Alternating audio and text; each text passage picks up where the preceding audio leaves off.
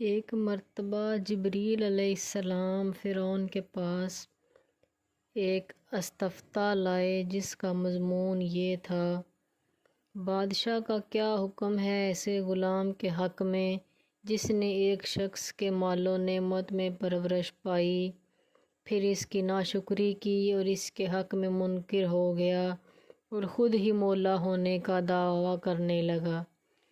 اس پر فرعون نے یہ جواب لکھا کہ جو نمک حرام غلام اپنے آقا کی نعمتوں سے پل کر آقا کا انکار کر دے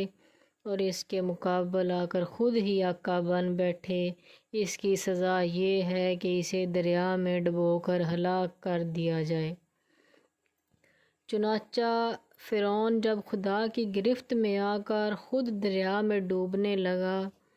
تو حضرت جبریل علیہ السلام نے اس کا وہی فتویٰ اس کے سامنے کر دیا۔ فرعون اپنا ہی فتویٰ دیکھ کر گھبرا گیا اور اپنے ہی فتوے کے مطابق غرق ہو گیا۔